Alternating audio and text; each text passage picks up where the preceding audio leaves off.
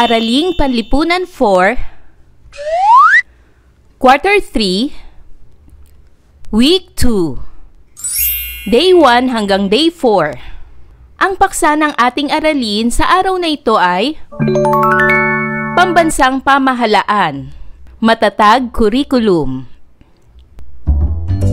Hello kids, it's me, Teacher Frel. Don't forget to subscribe, like, and share, and hit the notification bell for the latest video.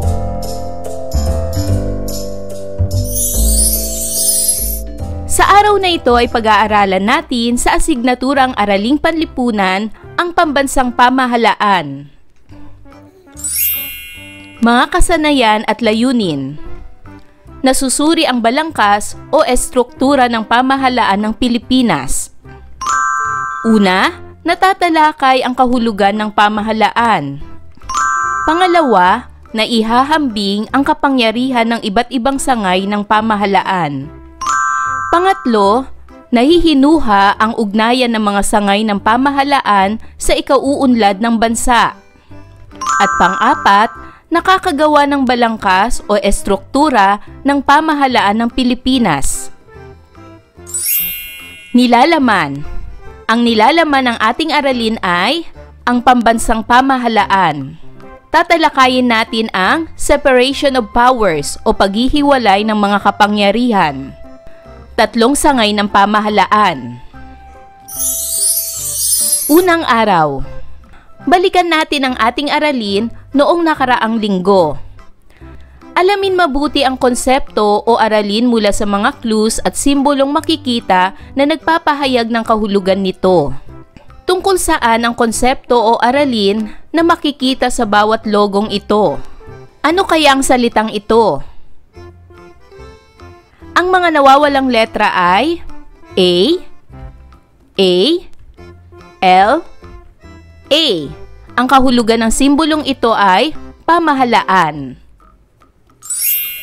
Isagawa ninyo ang pagsusuri sa mga tanong na sumasalamin sa isinagawa ninyong naunang gawain. Humanap kayo ng kapareha at inyong pag-usapan o sagutan ang mga sumusunod na katanungan. Narito ang mga tanong. Para sa unang katanungan, bakit mahalagang malaman ang kahalagahan at balangkas ng ating pamahalaan? Pangalawang tanong, bakit kaya mahalaga na may ugnayan ang lahat ng sangay ng pamahalaan?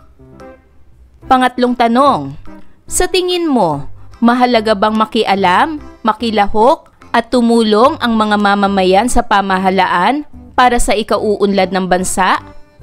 At para naman sa ikaapat na tanong, may mga tanong ka pa bang naiisip na gustong malinawan tungkol sa paksa? Maari mo itong isulat sa patlang. Kasama ang iyong kapareha, isulat mo ang mga tugon mo at mga tugon niya. At para naman sa gawaing ito ay KWHL chart. K para sa ikwento, W wariin, H hanapin, at L lagumin. Hinihingi ng makikitang chart ang iyong inisyal at pinal na pag-unawa patungkol sa aralin. Punan ang hinihinging impormasyon. Para sa K, ano ang nalalaman ko? W, ano-ano ang gusto ko pang malaman? H, paano ko pa ito matututuhan? At L, ano-ano ang natutuhan ko? Ngayon naman, para sa gawaing ito, buuin mo ang mga salita ayon sa paglalarawan ng pangungusap. Gawing gabay ang mga pahayag na makikita sa ibang hanay upang matukoy ang konsepto. Para sa unang bilang, siya ang punong pinuno ng sangay na tagapagpaganap at pambansang pamahalaan. Kumpletuhin ang salitang ito. Tama! Ang mga nawawalang letra ay A, G, U, O. Ang nabuo nating salita ay Pangulo. Pangalawang bilang, ito ay binubuo ng kapulungan ng mga kinatawan ng bawat kongresyonal na distrito sa bansa.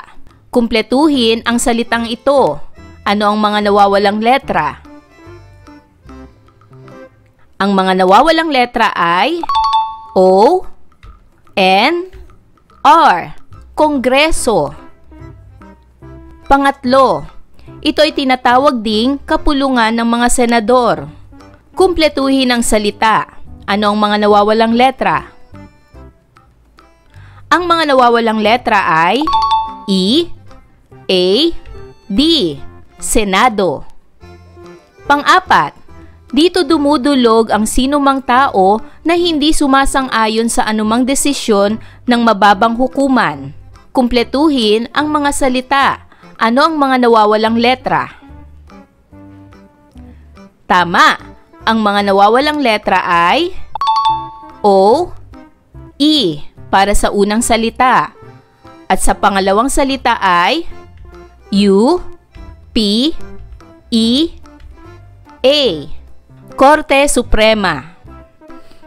At panglima, sila ang bumubuong kasamahan ng mga senador sa pagbuo ng mga ipapanukalang batas sa bansa. Kumpletuhin ang salita. Ano ang mga nawawalang letra? Tama. Ang mga nawawalang letra ay I, A, kinatawan. Ikalawang araw. Sagutin ang mga sumusunod na katanungan. Para sa unang katanungan, ano ang pamahalaan? Ano ang bumubuo sa pamahalaang pambansa at pamahalaang lokal? Pamahalaan. Ang pamahalaan ay isang organisasyon na may kakayahan na gumawa at magpatupad ng batas sa isang nasasakupang teritoryo. Ito rin ay may kapangyarihan na magbigay ng mga pangangailangan ng mamamayan ng nasasakupang teritoryo. Layunin nito na magtatag ng kaayusan at mapanatili ang isang sibilisadong lipunan. Pamahalaang pambansa. Ito ang pamahalaang namumuno sa buong bansa.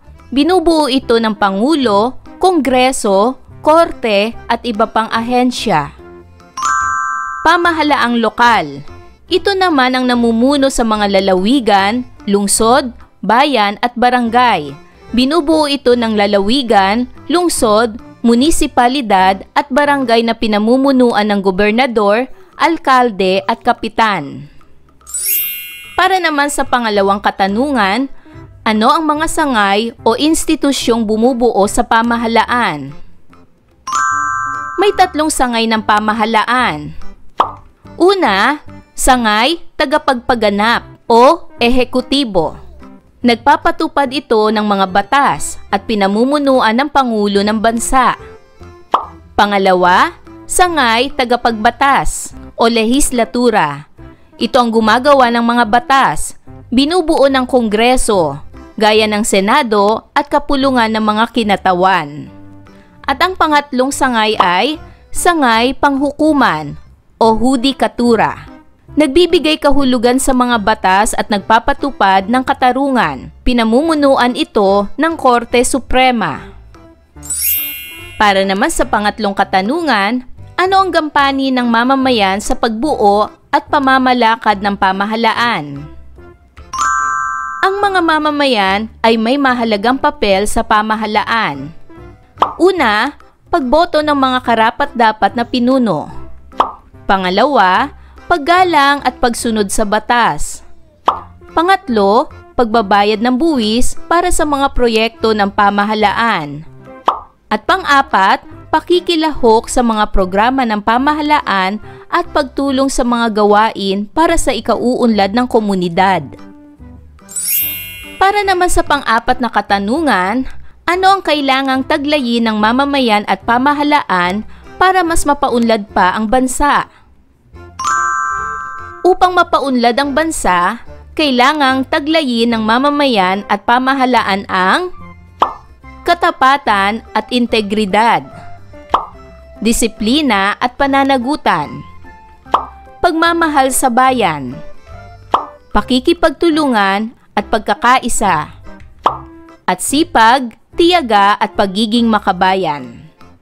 Ngayon ay dumako na tayo para sa ating aralin, pagproseso ng pag-unawa.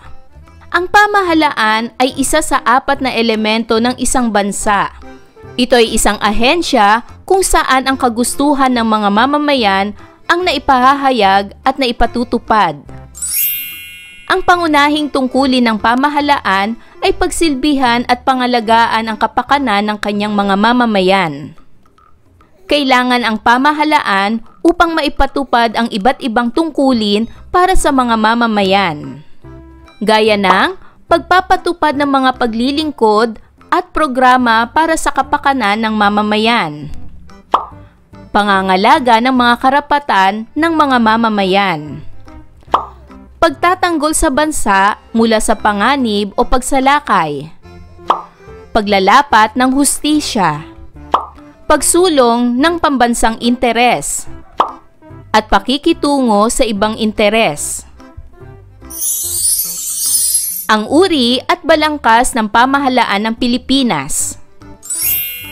Ang Pilipinas ay isa sa mga bansa sa buong mundo na kinikilala ang konsepto ng demokrasya bilang ito'y uri ng kanilang pamahalaan.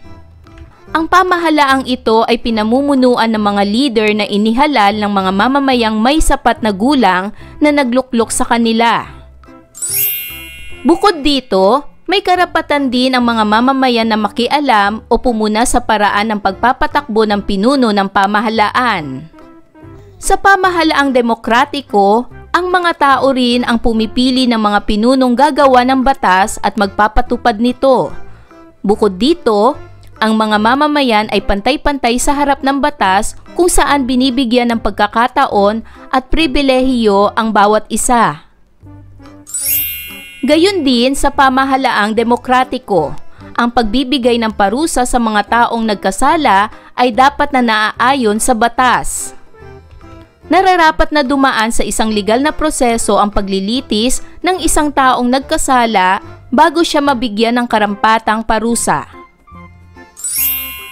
Sa pamahalaang demokratiko, hindi kailangang gumamit ng dahas upang magkaroon ng pagbabago. Ang mga pagbabago ay maaaring makamit sa pamamagitan ng isang mapayapang halalan o sa pamamagitan ng pagpapanukala ng batas o pagsususog sa saligang batas. Pambansang pamahalaan. Sa ilalim ng Konstitusyon ng 1987, ang 3 sangay ng pambansang pamahalaan ay ang sangay ng tagapagpaganap, binubuo ng Pangulo, Pangalawang Pangulo at Gabinete. Sangay na tagapagbatas, binubuo ng mga senador at mga kinatawan. At sangay ng tagahukom, binubuo ng punong hukom at mga kagawad na hukom. Ang Pilipinas ay isang bansang demokratiko. Ang nagpapatakbo ng pamahalaan ay ang mga taong inihalal ng taong bayan, kaya masasabing ang mga mamamayan ang pinanggagalingan ng kapangyarihan. Ang 3 sangay ng pamahalaan ay mayroong pantay-pantay na kapangyarihan. Maaring itama ng isang sangay ang kabilang sangay, lalo kung mayroong nilabag na batas o di kaya ay hindi ginagamit ng wasto ng isang sangay ang kanilang kapangyarihan. Ang konseptong ito ay tinatawag na check and balance. Ang sangay tagapagpaganap o ehekutibo. Ayon sa Artikulo 5, Section 1 ng Konstitusyon ng 1987, ang kapangyarihan at tungkulin ng tagapagpaganap ay nakaatang sa Pangulo ng Pilipinas. Pinipili siya sa pamamagitan ng tuwirang paghalal ng mga mamamayan. 6 na taon ang kanyang panunungkulan at hindi na maaaring mahalal pa sa pangalawang pagkakataon. Narito ang kwalifikasyon upang mahalal na Pangulo o Pangalawang Pangulo. Isang likas na mamamayan ng Pilipinas. Isang rehistradong botante. Nakababasa at nakasusulat. 40 taong gulang pataas sa araw ng halalan. Naninirahan sa Pilipinas sa 10 taon bago ang halalan. Kapangyarihan at tungkulin ng Pangulo. Ang kapangyarihan ng Pangulo ay humirang ng mga pinuno ng mga kagawaran. Ang iba pang hinihirang ng Pangulo ay ang mga embahador at konsul sa ibang bansa, mataas na opisyal ng sandatahang lakas, miyembro ng Korte Suprema, mga pinuno ng mga kagawaran at sandigang bayan. Ang mga hinirang ay dapat pagtibayin ng Commission on Appointments o CA. Ang sumunod ay ipinatutupad ang mga batas ng bansa. Gumaganap bilang Commander-in-Chief ng sandatahang lakas. Magpanukala ng batas sa Kongreso. Magsumite ng panukalang budget at gastos ng pamahalaan sa Kongreso. Makipagkasundo sa mga international financing institution sa pag-utang para sa kapakanan ng bansa na aprobado ng Central Monetary Authority. Iharap sa Kongreso sa pagbubukas ng unang regular na sesyon ang ulat nito sa bansa at ang kanyang programa para sa pamahalaan. Katawanin ng bansa sa mga international na pagpupulong. At gampanan ang lahat ng tungkuling iniatang sa kanya ayon sa batas. Ito ang mga tungkulin o kapangyarihan ng Pangulo. Alamin naman natin ang kapangyarihan at tungkulin ng pangalawang Pangulo. Ang kapangyarihan at tungkulin ng pangalawang Pangulo ay gampanan ng mga tungkuling iniatang sa kanya ng Pangulo. Maging miyembro ng gabinete o kagawaran na itinakda ng Pangulo sa kanya. Makipagtulungan sa Pangulo sa iba't ibang programa ng pamahalaan. Gampanan ang lahat ng tungkulin na iniatang sa kanya ayon sa batas. Ang gabinete. Ang Pangulo ay tinutulungan ng mga tanggapan at kagawaran sa pagpapatupad ng mga batas. Ang mga kagawarang ito ay pinamumunuan ng mga kalihim na hinirang ng Pangulo at sinang-ayunan ng Commission on Appointments. Narito ang ilan sa mga kagawaran ng pamahalaan na nasa ilalim ng pamamahala ng Pangulo. Kagawaran ng Agrikultura. Tungkulin ng kagawarang ito na itaguyod ang pag-unlad ng pang-agrikultura ng bansa. Tungkulin nitong magbigay ng paglilingkod sa mga tagalikha ng pagkain. Kagawaran ng Edukasyon. Tungkulin ng kagawarang ito na magplano at magpatupad ng mga patakaran, programa at proyekto ukol sa mataas na kalidad ng edukasyon. Kagawaran ng Ugnayang Panlabas. Tungkulin nito ang pagsasaayos ng ugnayang panlabas ng ating bansa, pangalagaan ng mga Pilipinong nasa ibang bansa, at pamahalaan ang mga embahada at tanggapang konsular na nasa ibang bansa. Kagawaran ng Pananalapi. Tungkulin ng kagawarang ito na magsagawa ng mga plano ukol sa pagkukunan ng pondo ng pamahalaan, pagpapatupad ng mga patakaran sa pananalapi at pagbubuwis, at ang pagsasaayos ng mga utang panlabas at panloob ng pamahalaan. Kagawaran ng Kalusugan. Tungkulin ng kagawarang ito na pangalagaan ang kalusugan ng mamamayan. Tungkulin din nito ang magbigay ng kaalamang pangkalusugan at magpatupad ng mga batas na may kinalaman sa kalusugan. Kagawaran ng Katarungan. Tungkulin nito na magbigay sa pamahalaan ng payong legal. Ito ang nagbibigay ng legal na opinyon sa mga matataas na opisyal ng pamahalaan. Kagawaran ng Paggawa at Empleyo. Tungkulin nito na bigyan ng proteksyon ang mga manggagawa at iayos ang ugnayang employer at employee. Sa kanila idinudulog ang mga kaso sa pagitan ng mga manggagawa at mga kumpanya o pabrika. Kagawaran ng Tanggulang Pambansa. Tungkulin ng kagawarang ito na pangalagaan ang mga mamamayan ng bansa laban sa mga panloob at panlabas na panganib. Pinananatili nito ang kapayapaan at kaayusan ng bansa. Kagawaran ng Budget at Pangangasiwa. Tungkulin ng kagawarang ito na tulungan ang Pangulo sa paghahanda ng budget ng pamahalaan, pagsasaayos ng isang sistema tungo sa epektibong pagpapatakbo ng pamahalaan, at pangangasiwa sa pagpapasweldo at pagposisyon ng mga naglilingkod sa pamahalaan. Ang sangay tagapagbatas o lehislatibo. Ang Kongreso ng Pilipinas o lehislatibo ay ang sangay tagapagbatas ng pamahalaan. Ayon sa 1987 Constitution, ang kapangyarihang lehislatibo o tagapagbatas ay ibinibigay sa Kongreso ng Pilipinas na siyang kinabibilangan ng Senado at ng kapulungan ng mga kinatawan o House of Representatives.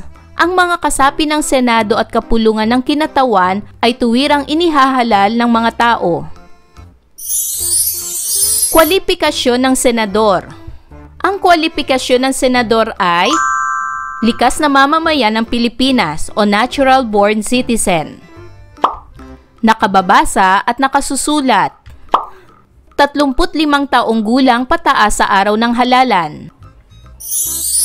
Kwalifikasyon ng kongresista. Ang kwalifikasyon ng kongresista ay maliban sa kinatawang party list, rehistradong botante dapat sa distrito na paghahalalan sa kanya.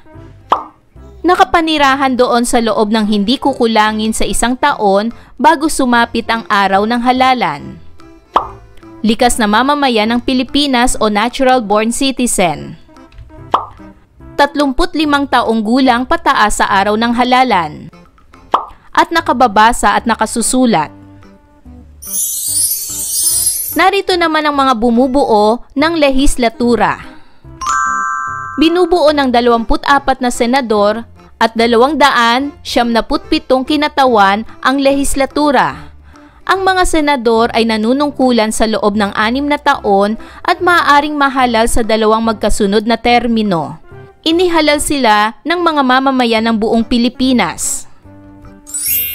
Ang mga kinatawan ay may 238 mambabatas na pandistrito at 59 na pansektor ng mga kinatawan. Ang mga kinatawan ay inihahalal ng mga tao sa distrito na kanilang kinatawan, ayon sa ika-17 Kongreso.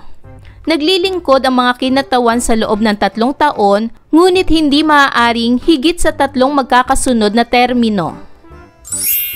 Ito ang larawan ng batasang pambansa. Ito naman ang larawan ng sesyon ng Kongreso. Mga tungkulin at kapangyarihan ng lehislatura. Gumagawa ng batas. Pagtibayin ang pakikipagkasunduan at trabaho ng ibang bansa. Aprubahan ang taunang budget ng pamahalaan. Mapabuti at magtakda ng buwis. Aprubahan ang paghirang sa tungkulin sa ginagawa ng Pangulo sa pamamagitan ng komisyon sa paghirang sa tungkulin. Sangay panghukuman o hudikatura. Ang korte ay isa pang pangunahing sangay ng pamahalaan. Ang mga ito ay itinatag upang pangalagaan ang karapatan ng mga mamamayan laban sa paglabag dito ng iba pang tao o ng pamahalaan. Ang kapangyarihan ng panghukuman ay nakasalalay sa kataas-taasang hukuman at sa mga mababang hukuman. 3 ang pangunahing tungkulin ng sangay na ito. Una, pakinggan at suriin ang mga kaso. Pangalawa, isaad ang kahulugan ng batas. At pangatlo, ilipat ang batas sa mga kaso. Alamin naman natin ang kwalifikasyon ng punong mahistrado at kasamang mahistrado. Dapat isa siyang katutubong ipinanganak na mamamayan o natural-born citizen ng Pilipinas. 40 taong gulang pataas na siya. At 15 taong nanunungkulan bilang hukom sa mababang hukuman o nagsasanay ng abogasya sa Pilipinas. Bilang pagsunod sa mga probisyon ng 1987 Constitution, ang Korte Suprema ay binubuo ng 10 punong mahistrado at 14 na katuwang na mahistrado, pawang magsisilbi hanggang sa edad na 70. Ang punong mahistrado at mga katuwang na mahistrado ay hinihirang ng Pangulo ng Pilipinas. Pinipili mula sa sinalang listahan na isinusumite sa kanya ng Judicial and Bar Council. Kailangang mapunuan ng Pangulo ang posisyon sa loob ng 90 araw mula sa pagkakabakante nito. Mga likas na kapangyarihan ng Korte. Una, ipatawag at paharapin ang mga testigo. Pangalawa, hingan ng panunumpa sa katotohanan ang mga testigo.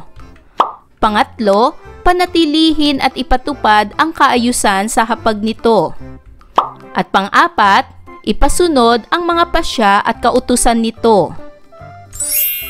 Ang pinakamataas na hukuman ay ang Korte Suprema. Ang mababang hukuman ay ang sumusunod. Court of Appeals.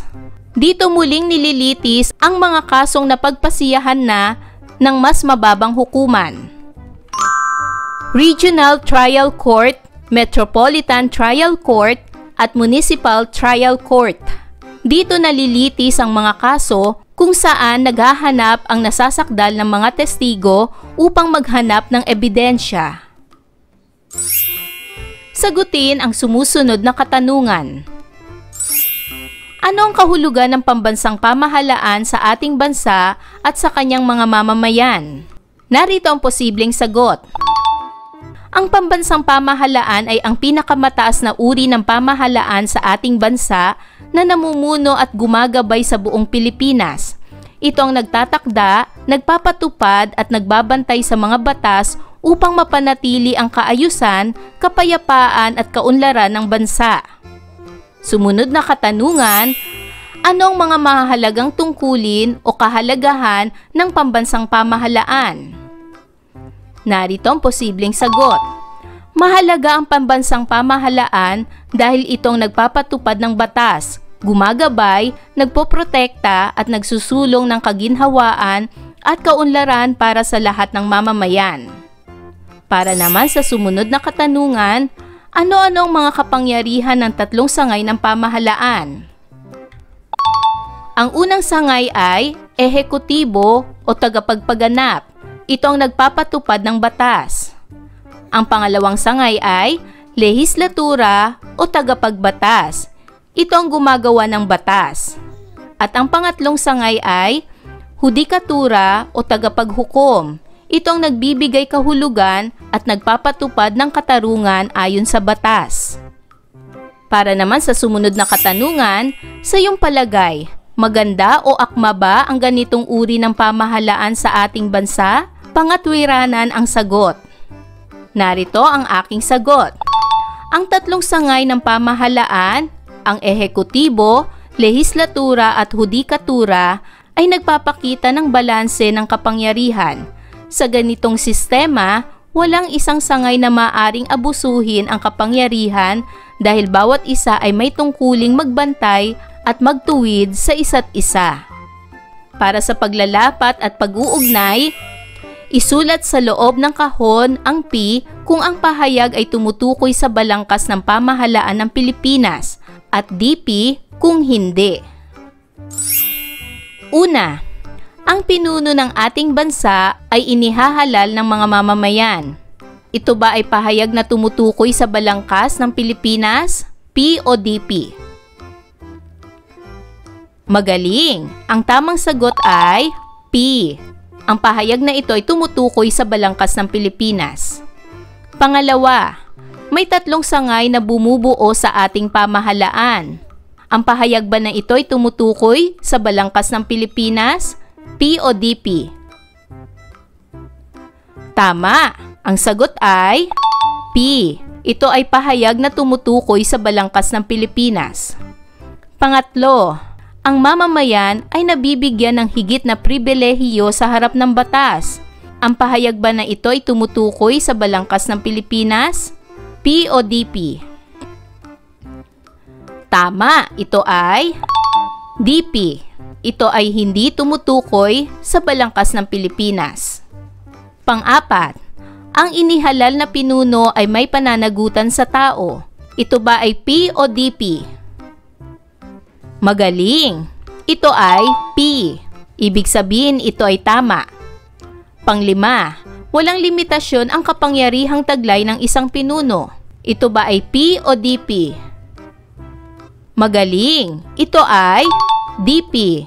Ibig sabihin, ang pahayag ay mali. Pang-anim, may pantay-pantay na karapatan ang bawat mamamayan. Ito ba ay P o DP? Magaling! Ito ay P. Ibig sabihin, tama ang pahayag. Pampito, ang pinuno o pangulo ay nagtataglay ng kapangyarihan bilang mambabatas, tagahatol, at commander ng sandatahang lakas. Ito ba ay P o DP? Tama, ito ay DP. Mali ang pahayag. At pangwalo, maaaring gumamit ng dahas ang pangulo kung nais niyang magsagawa ng isang pagbabago sa bansa. Ito ba ay P o DP? Tama, ito ay DP. Ibig sabihin, mali ang pahayag. Ngayon naman, kumpletuhin ang concept map upang matalakay ang kahulugan at kahalagahan ng pambansang pamahalaan. Narito ang concept map. Isulat ang kahulugan ng pamahalaan. Ang pamahalaan ay isang organisasyon na may kakayanan na gumawa at magpatupad ng batas sa isang nasasakupang teritoryo. Ngayon naman, isulat ang kahalagahan ng pambansang pamahalaan. Una, nagpapatupad ng mga batas upang mapanatili ang kaayusan, disiplina at katarungan sa bansa. Pangalawa, nagbibigay ng seguridad at proteksyon laban sa krimen, gulo at mga panganib mula sa loob at labas ng bansa. At pangatlo, nagbibigay ng mga pangunahing serbisyo tulad ng edukasyon, kalusugan, transportasyon at tulong sa panahon ng sakuna. Ngayon naman ay sagutin ang sumusunod na katanungan. Sa hawak na kapangyarihan ng Pangulo ngayon, sa inyong palagay, nagagampanan ba ng maayos ng kasalukuyang Pangulo ang kanyang tungkulin? Patunayan. Pangalawang tanong, paano nakatutulong sa pag-unlad ang mga gabinete ng bansa? Sumunod na katanungan, paano nakakatulong ang sangay tagapagbatas sa pag-unlad ng bansa? Sa iyong palagay, bakit mahalagang mabantayan ang mga kilos at pag-uugali ng mga pinuno at kawani ng pambansang pamahalaan? At panghuling tanong, masasabi mo bang ang Pilipinas ay napapatakbong mabuti ng kasalukuyang administrasyon? Ipaliwanag ito. Ikatlong araw. Para sa gawaing ito, kumpletuhin ang PMI chart. Isulat sa column P ang mga kahalagahan, positive or advantages ng pamahalaan, at sa column M ang disadvantages ng ating pinag-aralan. Sa column I naman, ang mga kawili-wiling bagay na inyong natuklasan sa ating aralin. Narito ang chart. P, positive advantages. M, minuses or disadvantages. I, interesting things you learned. Para naman sa gawaing ito, sagutin ang exit ticket form bilang tanda ng pagtatapos ng inyong pag-aaral ng aralin. Ang aking natutunan mula sa aralin ay, isulat ang inyong sagot sa loob ng ticket form. Ika-4 na araw. Para naman sa gawaing ito, buuin ang Venn diagram. Isulat ang pagkakaiba at pagkakapareho ng tatlong sangay ng pambansang pamahalaan. Samantala, sa pamahalaang lokal, iyong itatala ang tungkulin at gampanin ng iba't ibang unit ng lokal na pamahalaan.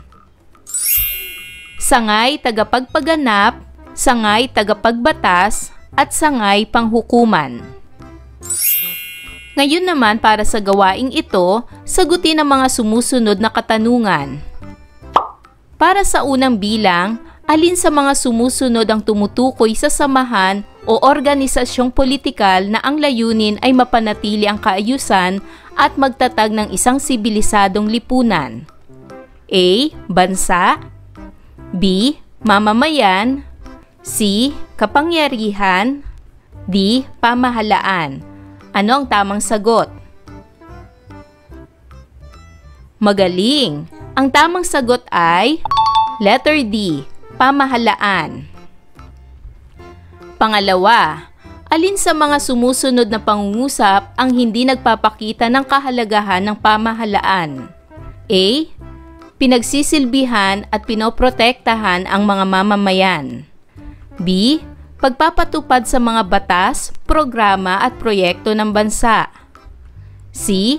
Pangangalaga sa mga gawaing hindi naaayon sa batas ng bansa. At D. Bumubuo ng mga programa para sa kapakanan at pangangailangan ng mga tao. Ano ang tamang sagot? Magaling! Ang tamang sagot ay letter A. Pinagsisilbihan at pinoprotektahan ang mga mamamayan. Pangatlo, ano ang tawag sa pinuno ng bansang demokratiko katulad ng Pilipinas? A. Prime Minister. B. Hari.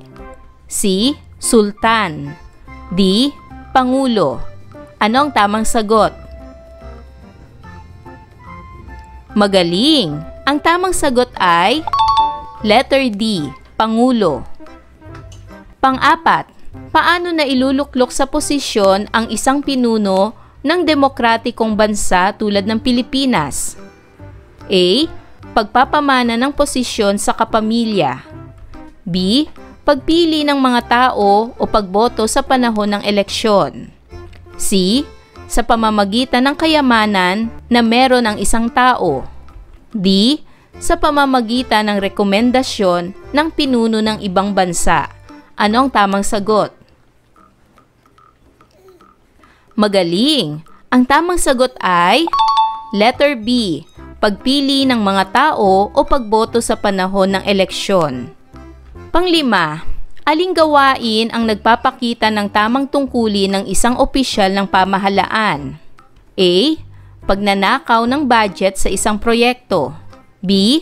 Pagprotekta sa mga maling gawain ng mga kaibigan. C. Pagpili ng mga taong tutulungan sa panahon ng kalamidad. At D. Pagpapatupad sa mga programa ng gobyerno para sa kabutihan ng mga mamamayan. Ano ang tamang sagot? Magaling! Ang tamang sagot ay letter D. Pagpapatupad sa mga programa ng gobyerno para sa kabutihan ng mga mamamayan. Pang-anim, ano ang sangay ng pamahalaan na nagpapatupad ng batas? A. Sangay tagapagbatas. B.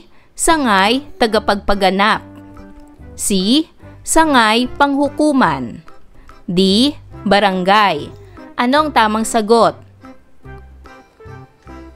Magaling! Ang tamang sagot ay letter A. Sangay tagapagbatas.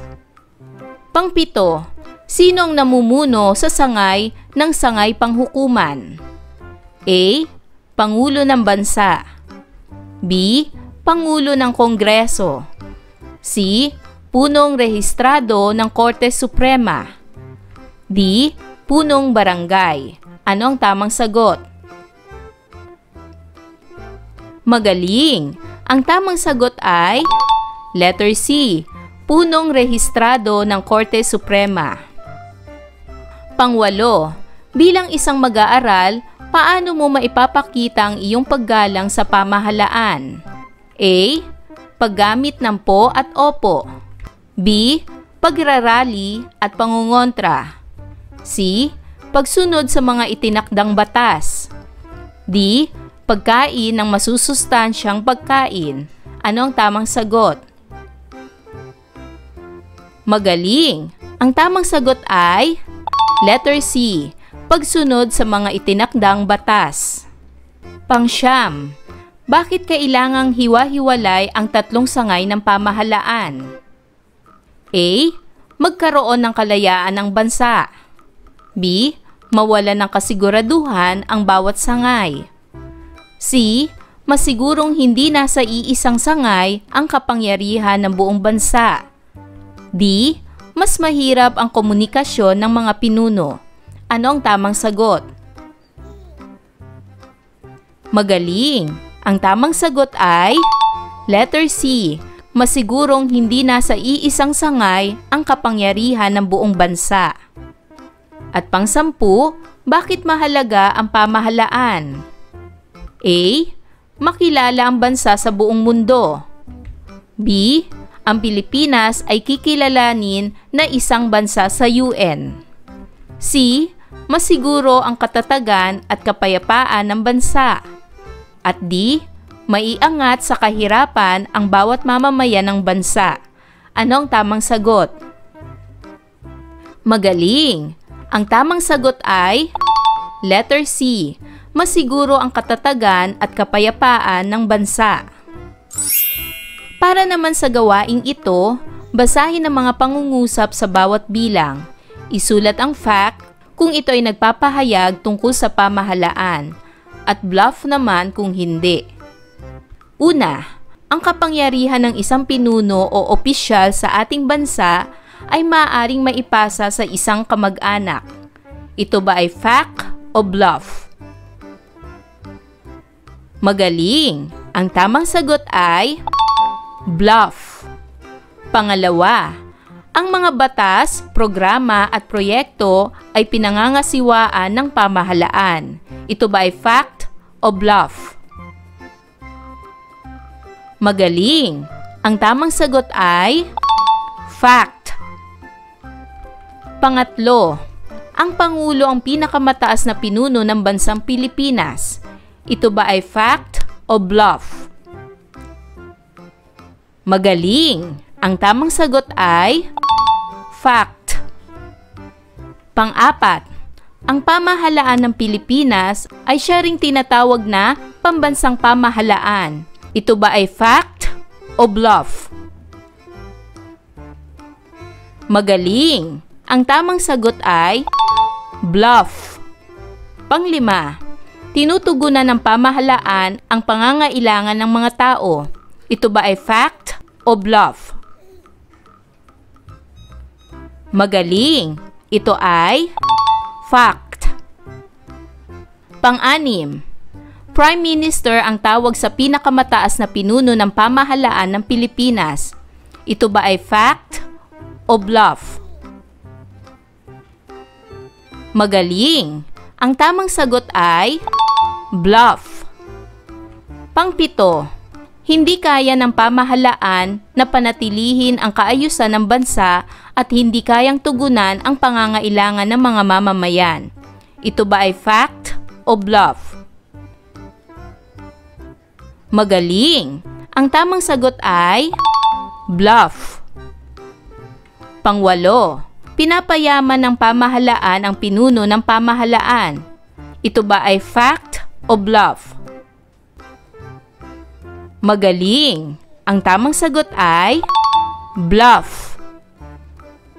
Pangsyam, pinapanatili ng pamahalaan ang pambansang kaligtasan sa anumang panganib.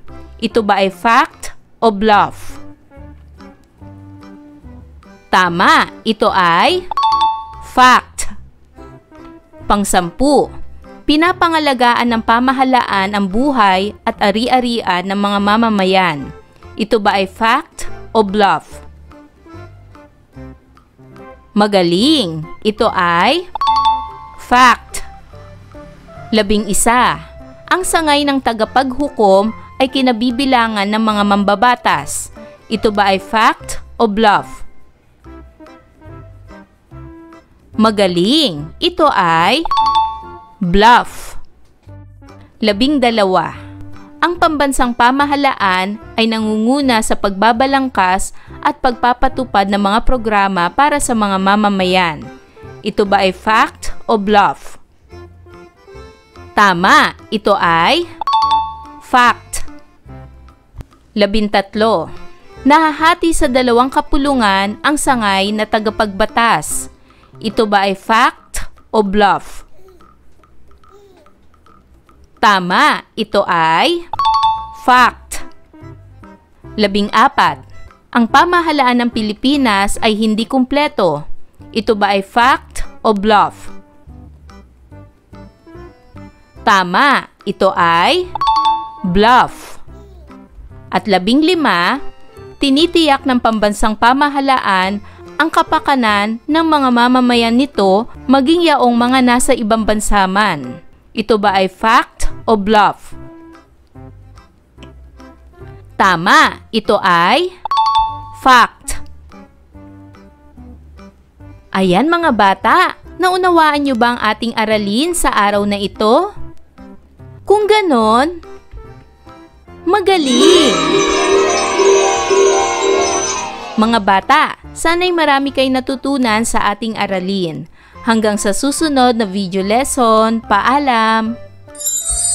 Thanks for watching!